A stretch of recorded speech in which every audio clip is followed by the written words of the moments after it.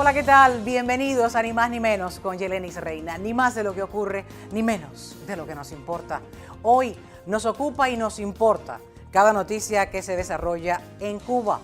El régimen comunista de Díaz-Canel se mantiene rígido y desafiante, negándose a negociar con Estados Unidos y aferrándose a consignas vacías mientras la economía se hunde tras perder el apoyo petrolero y financiero de Venezuela. Pero una cosa es la que él dice y otra es la que hace. Se ha filtrado el plan de contingencia del régimen en caso de una situación extrema. ¿De qué trata esto? Voy a conversar con Rolando Cartaya para que me explique al respecto. La teatralidad de las marchas y las consignas demuestra que prefieren aparentar fuerza antes que enfrentar la crisis real. Allí ocurrió un hecho no visto en una década: la ausencia del nonagenario dictador Raúl Castro a la marcha de las antorchas el pasado 27 de enero, un gesto simbólico que puede señalar el fin de ciclo dentro del régimen. Mientras tanto, el caso de Julio Iglesias vuelve a la palestra y vuelve a generar debate. En España el expediente fue archivado por falta de jurisdicción, aunque las denuncias podrían continuar ahora en otros países. Julio Iglesias niega estas acusaciones y su defensa habla de denuncias falsas, y el cantante anunció ya una posible demanda y ya estaremos revisando contra quién o quiénes pudieran ser estas demandas. Vamos a conocerlo aquí en solo minutos, no se vayan. Hoy regresa al programa el periodista Manuel Aguilera para responder preguntas clave. ¿Qué implica que se archive este caso en España? Si puede continuar en otros países, ¿cómo está afectando ya la imagen pública del artista? Y lo más reciente del caso. Quédense hasta el final, aquí en Ni Más Ni Menos con Yelenis Reina. Ni más de lo que ocurre, ni menos de lo que nos importa. Comparte, suscríbete a mi canal y si te interesan los temas del programa, dale like, porque a mí también me gusta. Vamos ya. Ni más ni menos con Yelenis Reina. Ni más de lo que ocurre, ni menos de lo que nos importa. Desde lo que pasa en tu barrio, en tu ciudad y en tu condado, hasta lo que acontece en nuestro estado, en el país y en el resto del mundo, con una mirada crítica, sin parcializarnos y sin miedo a los temas delicados. Ni más ni menos que la verdad. A esta hora aquí, Ni Más Ni Menos con Yelenis Reina, comenzamos este programa con la invitación que le he hecho a Rolando Cartaya de la Fundación de Derechos Humanos en Cuba. Me acompaña vía Zoom, ahí lo tenemos.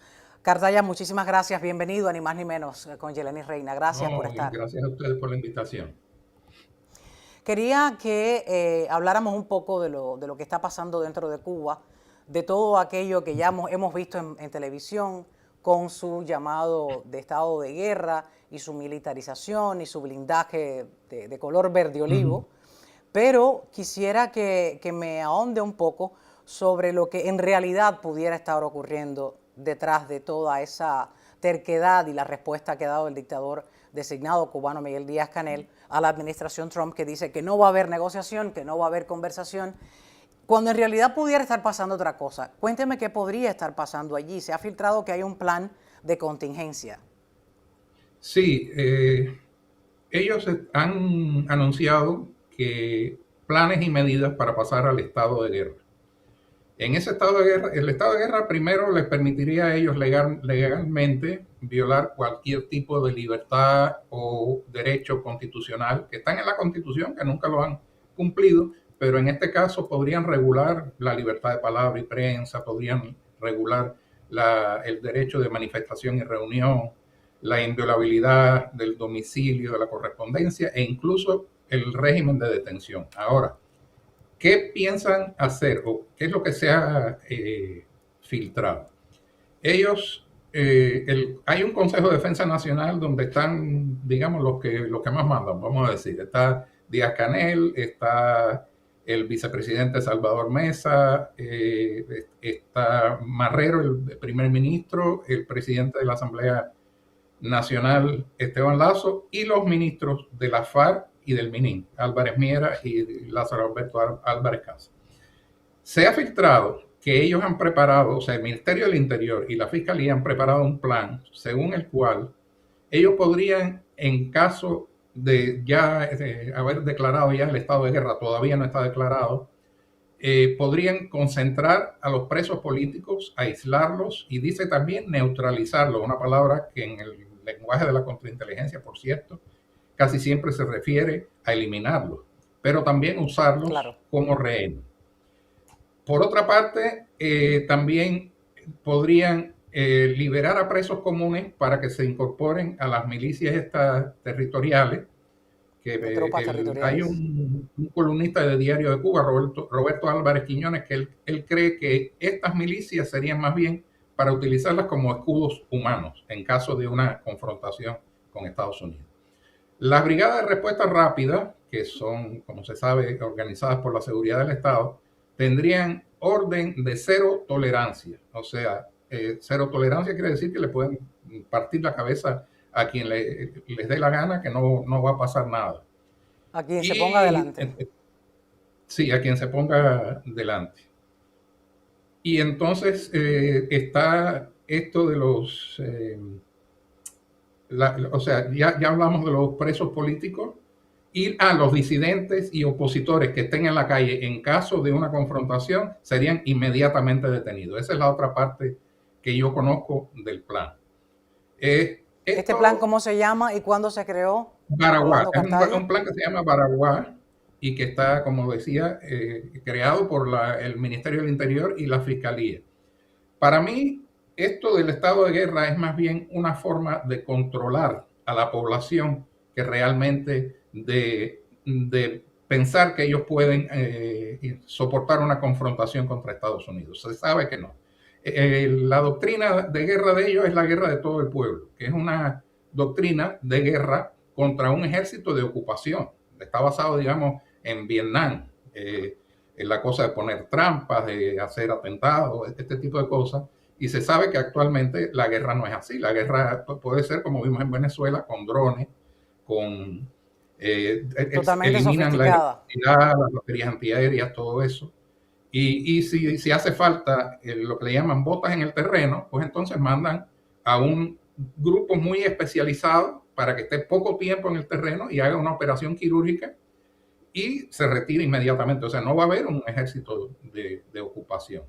Entonces, por eso me parece que es en vano pretender que esta movilización militar, que además está resultando en medidas represivas muy,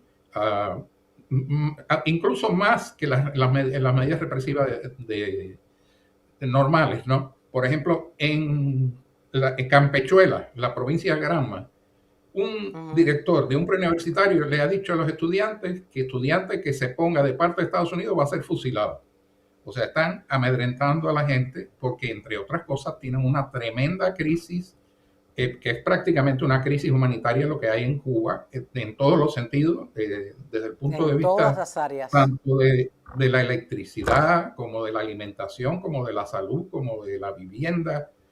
Es una crisis humanitaria que el pueblo está pidiendo. Hay una señora que escribió en Facebook que nos acaben de invadir ya, porque peor que esto no lo puede haber. Lo dijo así. Muchos comentarios similares recibo aquí en el programa, que escriben en los comentarios de los programas, sobre todo que tienen este tema, que es la crisis de Cuba. Vamos a continuación a poner las declaraciones del presidente Donald Trump para que ellos entiendan de una vez cuál es el sentir de la administración. Y así se tiene un poco más claro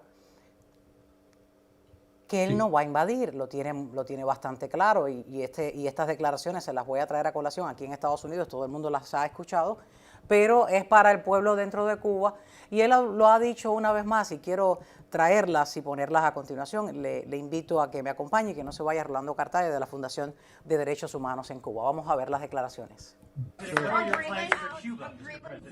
Well, we're going to see what happens with Cuba. I don't know, anybody interested in Cuba in this room? Not too many people. This is not a Cuba room, but that's all right. There are plenty of them around, especially in Miami. And Cuba will be failing pretty soon. Cuba is really a nation that's very close to failing. You know, they got their money from Venezuela. They got the oil from Venezuela. They're not getting that anymore.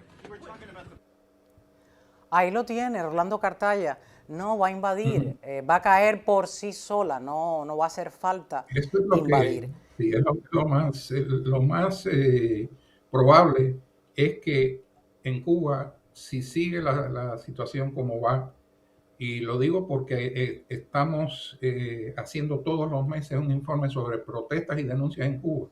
En los últimos 5 meses del 2025 se estuvo rompiendo el récord a partir de agosto de cantidad de protestas y denuncias y sobre todo lo que nosotros le llamamos desafíos al Estado policial, que son acciones del pueblo, acciones de la gente que sabe que hay una alambrada total de leyes muy represivas, muy draconianas y que incluso pueden mandar a los cubanos a la cárcel por expresarse en las redes sociales y sin embargo se están expresando.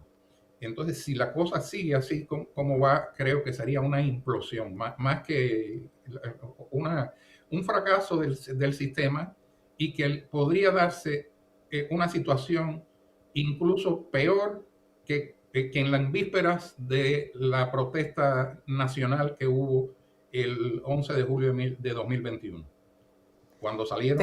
No han llegado aquí al programa declaraciones de personas cercanas que he podido identificar, no es cualquier tipo de declaración, quienes nos han hecho saber que allí dentro, no solamente como estamos viendo las imágenes, no hay corriente, sino que no les permiten ya, ni tienen miedo de escribirse por mensajes de texto y poner algún tipo de una palabra que pueda poner en riesgo su cercada libertad, porque allí dentro no son libres, pero pueden ser detenidos por enviar un texto que los comprometa.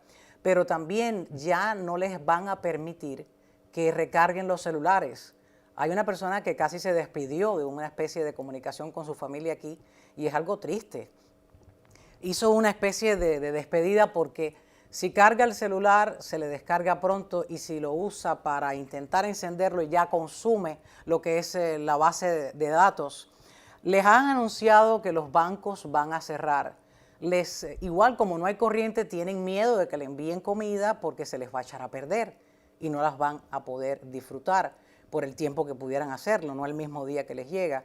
Y es algo que crea una especie de pavor de ver lo que pueda ocurrir y ellos piensan de que ese cierre de comunicación interna es debido a que va a tener lugar una invasión. Yo pienso que sí, hay muchas personas que todavía tienen miedo, pero es que la situación es tan insoportable que yo recuerdo cuando yo formé parte del Comité Cubano por Derechos Humanos en Cuba y recuerdo que una vez me citaron a Villamarista, un mayor que se llamaba Guido, y recuerdo que nos dijo, ¿cómo ustedes son capaces de hacer esto? De hacer actividades de derechos humanos aquí si nosotros somos la mejor seguridad del mundo. Y yo le dije, mire, ustedes nos llevan a tal punto que cuando nosotros nos vemos entre la espada y la pared, preferimos tirarnos encima de la espada, de verdad. Porque es que uno no puede soportar eternamente. Y sí hay un miedo ambiente en Cuba que es el resultado de 67 años de dictadura. Y de represión, de convertir en no persona a cualquiera que se rebele.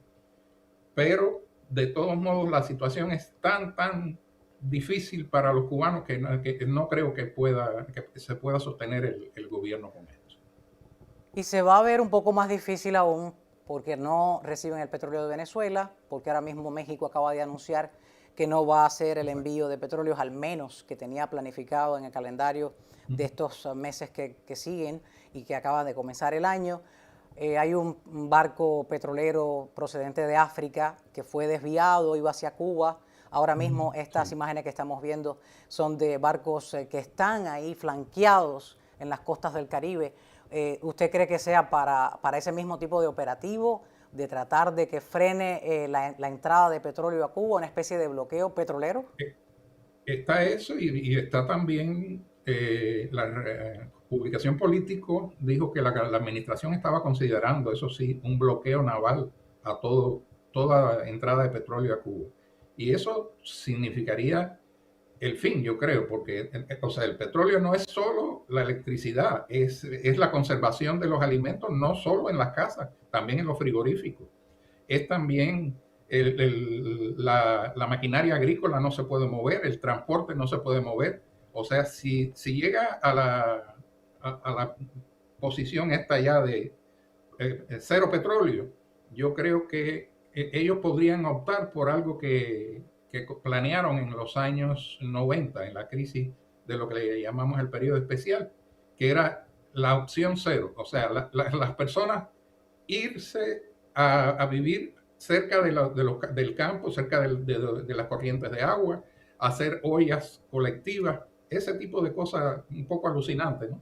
Pero que ya está ocurriendo y está teniendo lugar ahí dentro. Están cocinando con leña en las calles o dentro de las casas. Exacto.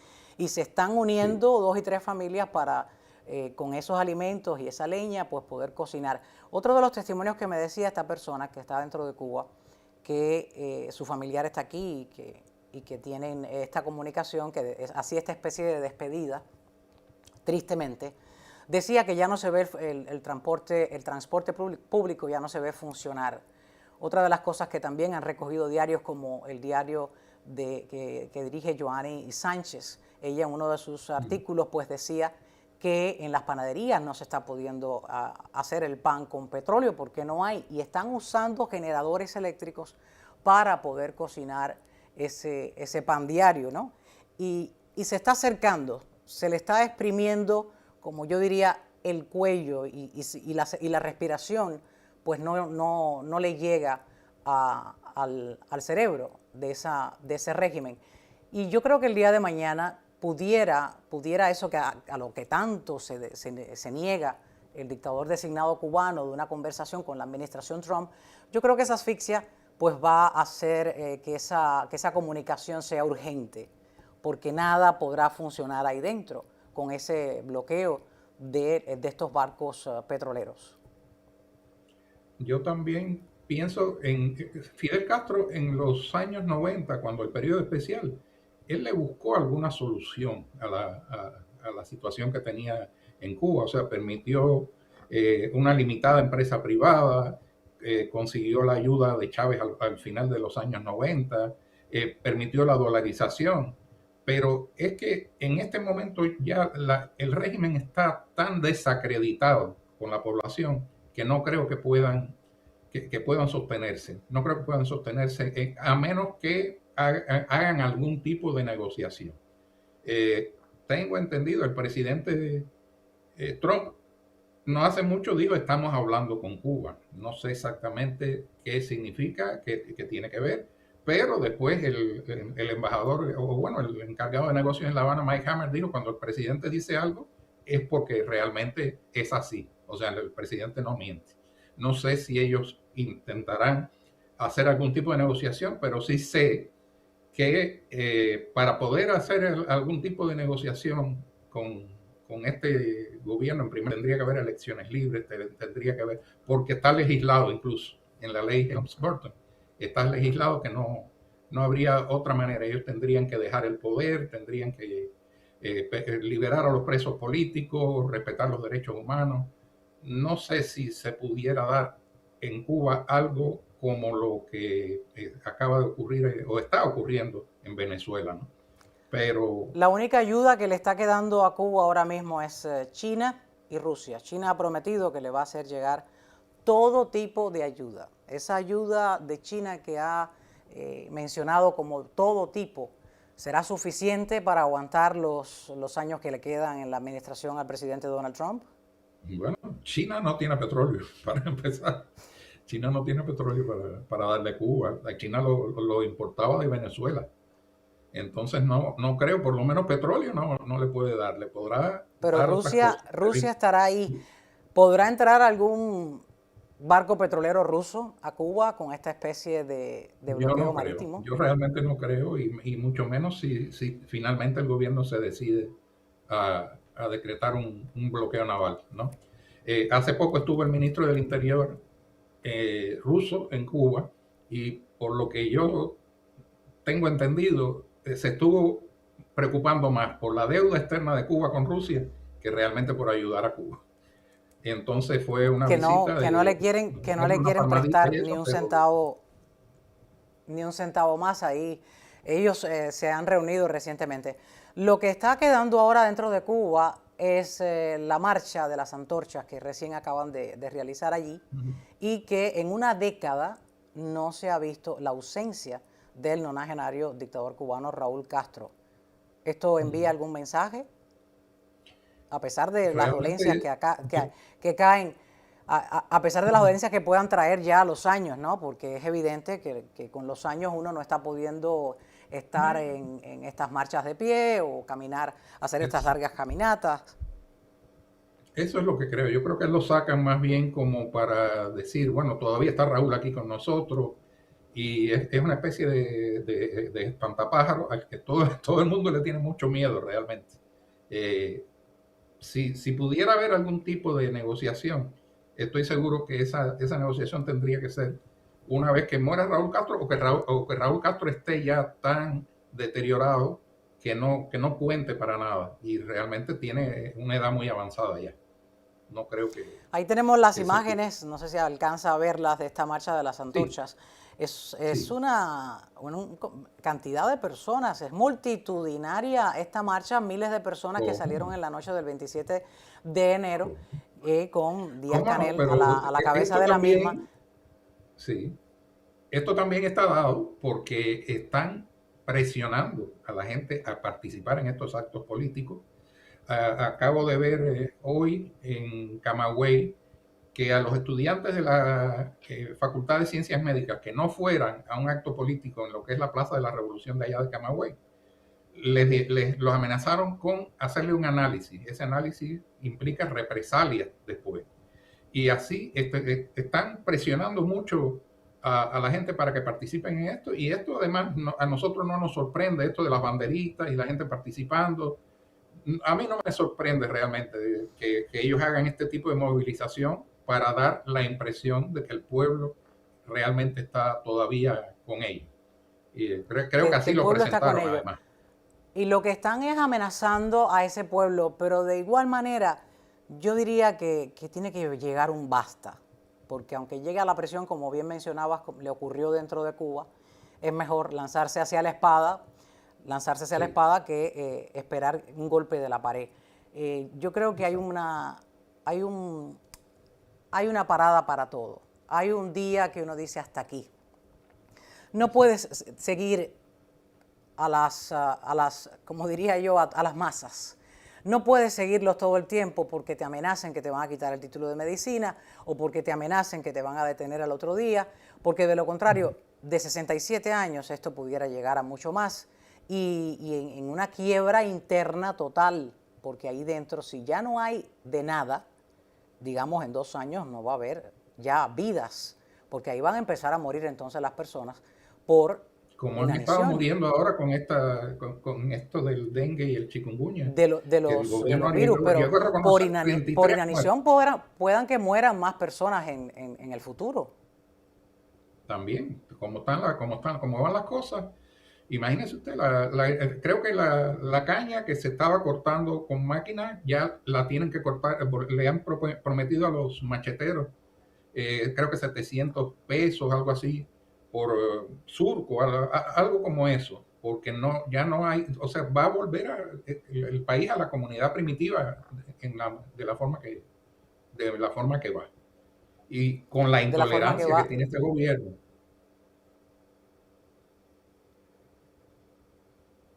De la forma que van ellos llevando ese último hilo colgado del cuello de cada uno de esos residentes. Rolando Cartaya, quisiera que me actualizara las últimas cifras de presos políticos detenidos por el régimen, por favor.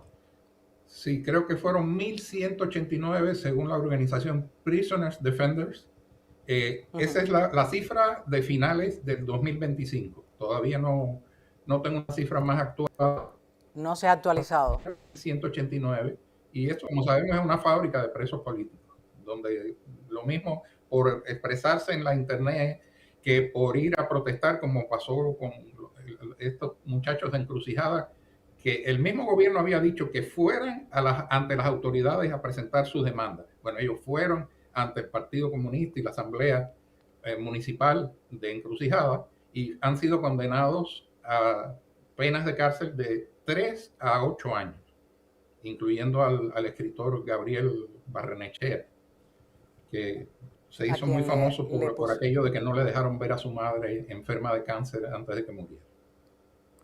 Tuvimos las declaraciones aquí y en su momento en el noticiero, cuando yo presentaba el noticiero, tristes declaraciones de la madre de Barrenechea, a quien lo han sentenciado a 6 años de cárcel. Rolando Cartaya, ¿algo que quiera actualizar de la Fundación de Derechos Humanos en Cuba que usted preside? Estamos a punto de publicar el próximo informe de protestas, ya cuando termine el mes, pensamos sacarlo el lunes.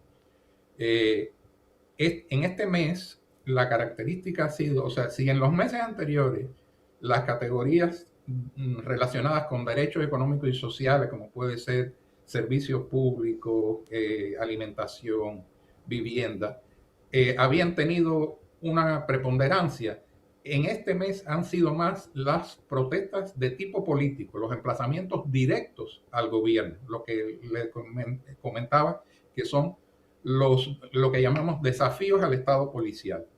Entonces, para el lunes debe salir este informe y, por supuesto, tiene todas las demás categorías, pero especialmente la de el servicio público con la electricidad, que también ha sido terrible. Están en La Habana, que siempre han tenido más cuidado porque La Habana es un polvorín, es la que más protesta genera. Los apagones eran antes por bloque y eran de 3 horas, 4 horas. Ya están entre 12 y 15 horas en La Habana. Y en la provincia ni hablar, en la provincia de 30 en adelante. Entonces, lo bueno de este informe es que da una panorámica de lo que está viviendo el pueblo de Cuba y de cómo está reaccionando ante esta situación. Unírsele a todo eso es la falta de medicinas para todas esas enfermedades que genera el encierro, la falta de alimentos, la falta de higiene, y eso tampoco lo tienen. Es decir, no hay un recurso paliativo para ningún tipo de crisis que presenta el cubano dentro de la isla, y es lo más triste y crítico también. Rolando Cartaya, muchísimas gracias por acompañarme aquí en Ni Más Ni Menos con Yeleni Reina, para entender un poco más de lo que está pasando ahí dentro, con todas esas cifras que su fundación recoge. Y le invito a que regrese, a que nos actualice sobre ese informe que ya está listo para salir la semana entrante de la Fundación de Derechos Humanos en Cuba. Un placer tenerle, gracias. Gracias. A ustedes les espero a que se queden aquí en Ni Más Ni Menos con Yeleni Reina. Regresamos con un poco más. ¿Cuál es el giro que ha tomado el caso del cantante Julio Iglesias? Les espero. Me va a acompañar el periodista Manuel Aguilera. No se vayan.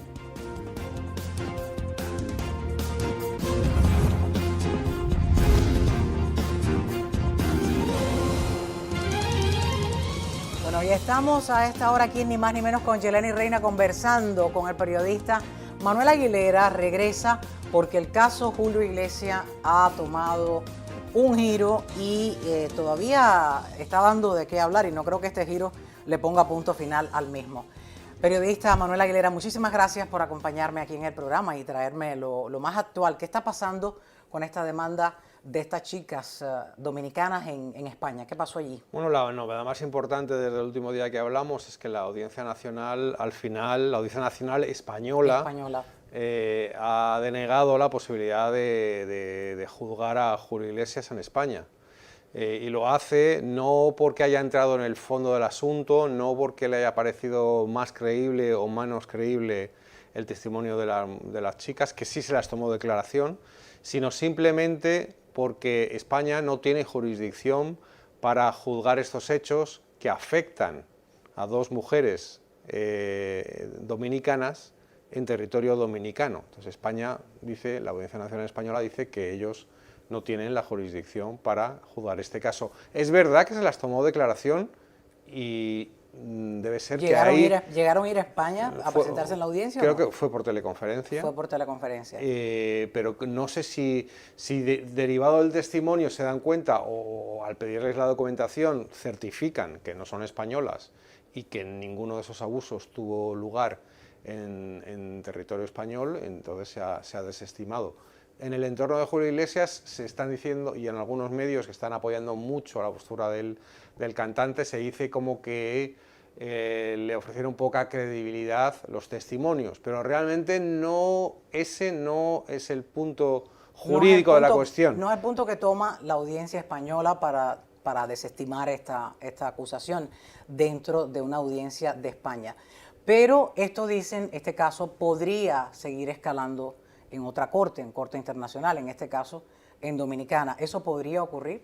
Sí podría ocurrir, de hecho hubiera sido lo más lógico, pero también la organización que está detrás de esta demanda, que comentábamos el otro día, que es una organización muy ideológica, muy posicionada en favor de la mujer. De la mujer, de ecofeminismo y anticolonialismo y con financiación de las organizaciones de George Soros, no está representada en República Dominicana y aparte no tuvo el interés de presentar en un principio la demanda en República Dominicana, que si la fiscal de la Audiencia Nacional Española ha llegado a su conclusión, creo que un despacho de abogados con cierta experiencia en este tema hubiera tenido que barajar la posibilidad de que la Audiencia Nacional se hubiera lavado las manos, con lo cual yo sigo en mi tesis de que más que buscar el bien de estas muchachas, lo que se ha querido hacer es crear un gran caso y una operación para desprestigiar a Julio Iglesias, en el que hay una organización y un medio de comunicación que están trabajando en connivencia, ¿no? Personas cercanas, como mencionaba, pues se han pronunciado al caso. Se decía que la mano negra era el gran amigo de él y socio, ya no lo es. Bueno, Rainieri ha salido a hablar, Rainieri, le hemos escuchado hablar y ha dicho que no, que en ningún caso haría eso, que él tiene buena relación con Julio Iglesias, ha hablado bien de Julio Iglesias, incluso ha dicho que su mujer había estado con Miranda, que es la esposa de Julio Iglesias. ¿Qué Julio Iglesias? Bueno, evidentemente si él está detrás no va a salir a los medios a decir sí, yo estoy detrás de la campaña. No, yo digo que es verdad que muchos mantenemos que hay una campaña por las cosas que estamos conociendo, pero tampoco sabemos quién está detrás. Esto se especuló por mucha gente. Es verdad que había un gran enfrentamiento entre Rainieri y Julio Iglesias, por mucho que diga Rainieri, la relación es tensa, pero eso no lo convierte en culpable, ¿no? Eso es lo que ha dicho Rainieri después de las informaciones periodísticas que apuntaban a una posibilidad de que hubiera estado detrás él de la posible acusación, ¿no? Sí, debemos recordar que esta investigación que llevaron a cabo dos medios conocidos, el diario.es y Univisión Noticias, es por eso que tuvo tanta cobertura y se dio a conocer. Julio Iglesias ha dicho a otros medios que se plantea una futura demanda. ¿Contra quiénes sería en este caso? ¿Contra las personas, estas organizaciones, contra Univisión Noticias o contra el diario.es? Yo pienso que él está pensando más en el diario.es y en la organización ecofeminista, esta que hablábamos. Ahí la vemos, ahí. Women's Link Worldwide. Yo creo que iría por ahí porque llama mucho la atención el papel de Univision en todo esto, ¿no? Porque realmente Univision es el que fortalece esta investigación. Si realmente lo hubiera sacado el diario.es en solitario, se hubiera quedado allá en Europa. Español, un tema de España, doméstico. Y yo creo que en Univision se busca el prestigio y se busca una marca, Televisa Univision, que durante décadas, incluso yo creo que ha tenido el apellido de la televisión de las estrellas, ha sido siempre una cadena más que de noticias, ha tenido siempre noticias y muy buenos periodistas y buenos noticieros, pero ha sido una cadena más de entretenimiento muy centrada en el mundo de la música. Es más, tengo entendido que la productora que lleva los discos de Julio Iglesias, que es Sony Music, sabía de esta investigación y Sony Music estuvo presionando fuertemente a Univision para que no lo sacara. Se está insistiendo mucho además que la investigación es del diario.es y que el diario.es buscó ese colaborador, o sea que realmente Univisión está en esta fiesta un poco de prestado y pudiera salir muy perjudicada, porque si al final Julio Iglesias extiende esa demanda y lo hace las 3 organizaciones, pudiera salir perjudicada porque se está hablando de cantidades muy elevadas. Por lo que yo decía en nuestra última entrevista, el daño reputacional de Julio Iglesias ya está hecho, ¿no? Ya está hecho, es irreparable, pero igual la demanda contra alguno de estos 2 medios o con ambos podría venir, y a través de esta organización que lleva consigo, es la que hace de tutora de estas acusaciones de las jóvenes dominicanas en España. ¿Qué más podría verse ahora mismo con el caso de Julio Iglesias? ¿Crees que estos medios van a pedir una disculpa? Llevaron años haciendo esta investigación, 3 años. Sí, es cosa que me da mucho la atención. Han dicho que además, lo han escrito en el programa, en nuestra entrevista, muchos comentaron y me escribieron, Yeleni, mira, es que estas son unas actrices. Entonces yo dije, pero ¿cómo? ¿En qué cabeza cabe que puedan ser unas actrices las 2 personas que dieron el testimonio con el rostro cubierto? ¿Se ha sabido algo de esto? ¿Es real? Bueno, hay una especulación del entorno de Julio Iglesias que dice que los testimonios podrían estar dramatizados, es decir, que se hubieran basado en un testimonio y se hubiera locutado por alguna actriz o algo. Una especie de actuación.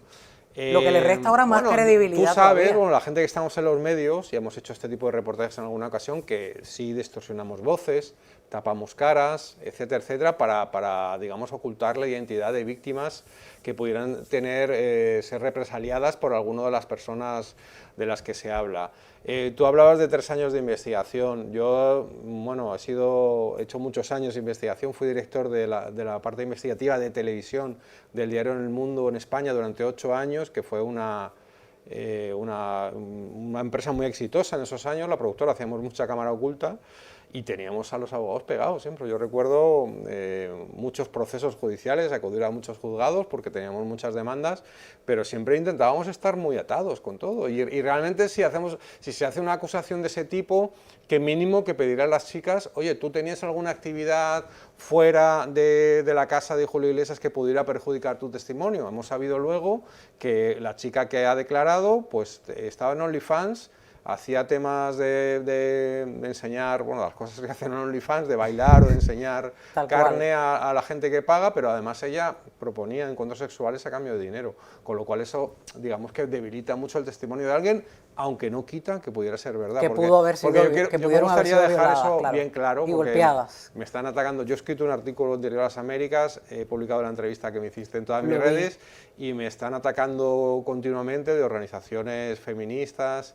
En ningún momento se dijo aquí, y yo no dije, en lo absoluto, que las chicas no pudiera ser real. Ellas acusan. Al contrario, mencionabas que si Julio Iglesias era culpable, que enfrentara o sea, yo creo que lo que ha rodeado, las chicas han estado mal asesoradas, han estado rodeadas de un entorno que las ha llevado, bueno, a que su denuncia no sirva para nada. Si es real, ni siquiera se las va a escuchar. De momento, bueno, pero ni siquiera se las escucha. Pero hay una imagen, y ahora mismo le voy a pedir que me hagan un acercamiento de ese video que habíamos visto y que hemos visto aquí varias veces.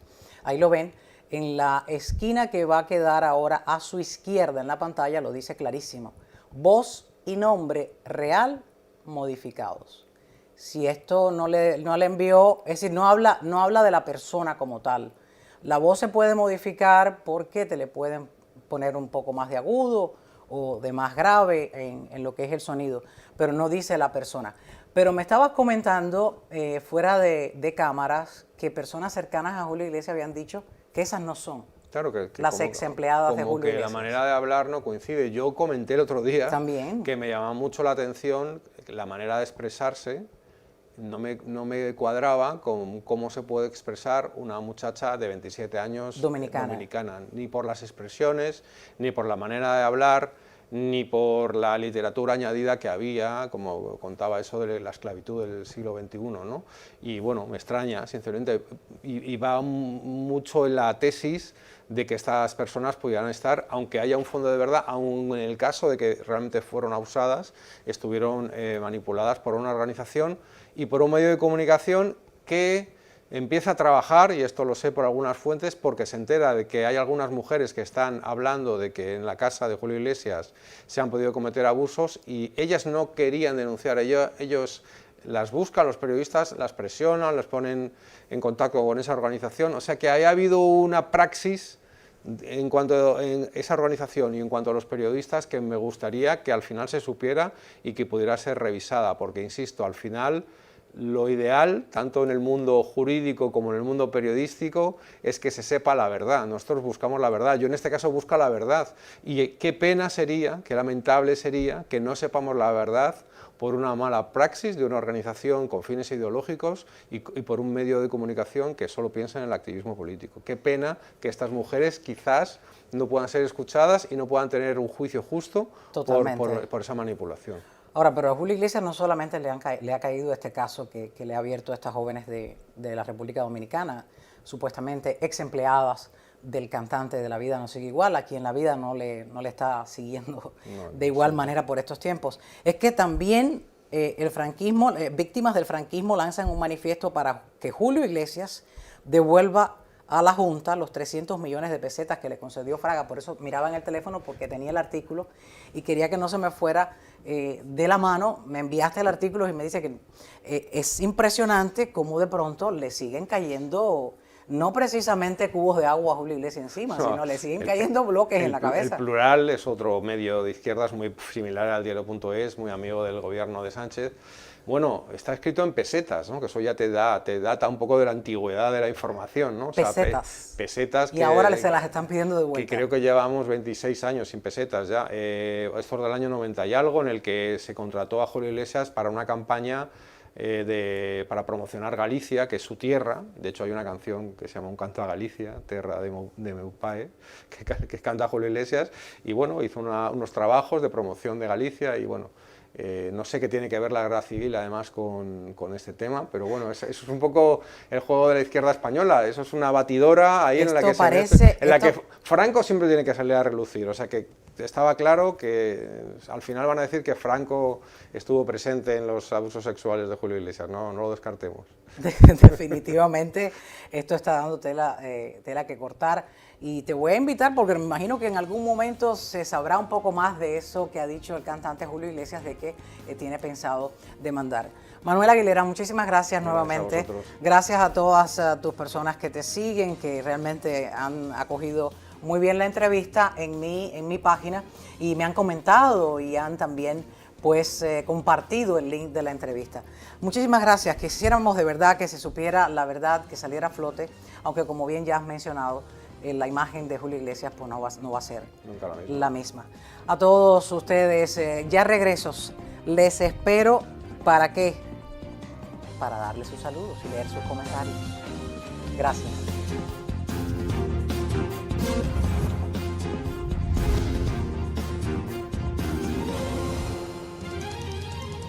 Y ya llegó ese momento que muchos esperan, sí, porque se quedan hasta el final del programa para ver si yo coincido y leo sus comentarios.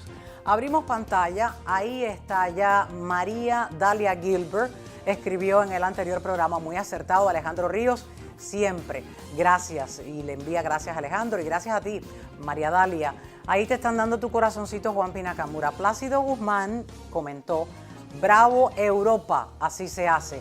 Tu corazoncito también para ti, Plácido Guzmán, gracias por escribir, por ver el programa. Y volvió a escribir, no ayuda, por favor, para acabar con esto. Y pone un emoji de dos manitos juntas en alusión a gracias y por favor que lo hagan, pidiendo de favor que acaben de hacer algo por Cuba. Antonio Estrada escribió acción ya, con varias A, como queriendo lo que fuese ahora mismo. Corazoncito para ustedes. Y Luis Fontova escribió, mucha atención ahora en Venezuela, deberían, y esto desde hace mucho, pero mucho tiempo, poner atención en Cuba, ya que ahí empezó todo, y continuó Luis Fontova. A todos ustedes, muchísimas gracias por ver el programa y por tomarse el tiempo de escribirnos. Pónganme ahí desde dónde nos ven, desde dónde ven el programa, ni más ni menos con Yelenis Reina, ni más de lo que ocurre, ni menos de lo que nos importa. Les espero como siempre. Si no lo ha hecho, suscríbase a mi canal y así hace que nuestra comunidad pues aún siga creciendo para que la información con la verdad llegue a cada uno de ustedes. Muchísimas gracias, les espero a las 5 de la tarde aquí en un próximo espacio.